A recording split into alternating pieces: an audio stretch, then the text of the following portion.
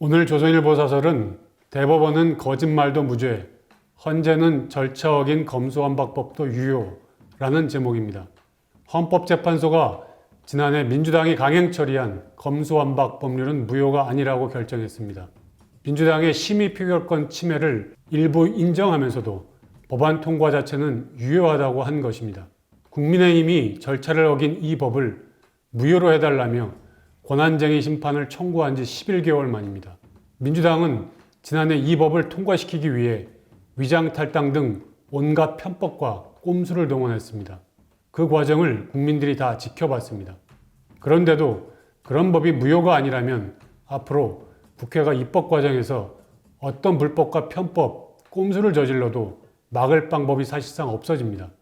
민주당이 문재인 정권 말 이 법안을 강행 처리한 것은 문 정권이 저지른 불법을 검찰이 수사하지 못하게 하기 위해서였고, 입법 과정은 탈법과 편법의 연속이었습니다. 법사위 통과를 위해 민영배 의원을 위장탈당시킨 뒤 안건조정위에 넣어 여야 동수로 구성하도록 한 안건조정위를 무력화했습니다. 그 뒤 안건 논의도 없이 각각 8분, 17분 만에 관련 법안을 처리했습니다.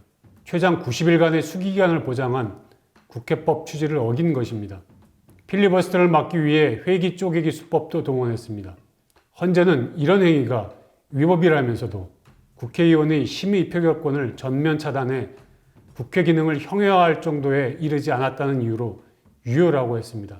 절차 위법을 인정하면서 그런 절차로 만든 법이 유효하다는 모순적 결정입니다.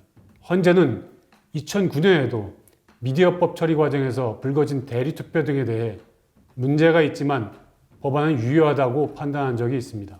절차상 하자가 법률을 무효로 할 정도는 아니라는 취지였습니다.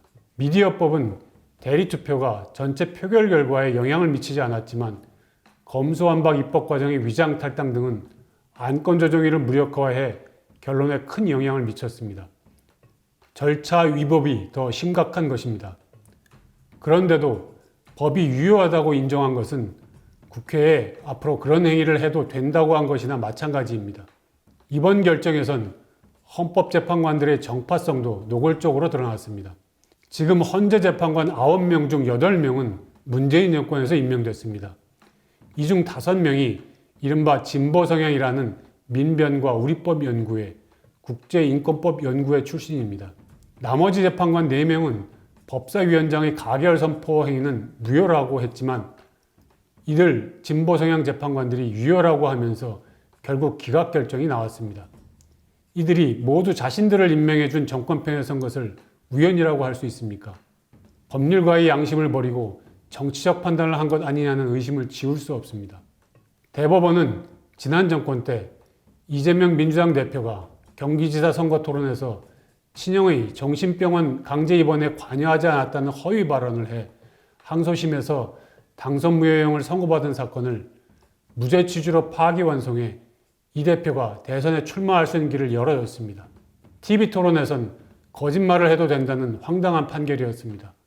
여기에 헌재까지 절차 위법이 있어도 법은 유효라는 납득하기 어려운 결정을 내렸습니다. 최고 사법기관들이 사법에 대한 신뢰를 굳건히 하고 있습니까? 아니면 스스로 허물고 있습니까? 오늘의 조선일보 사설이었습니다.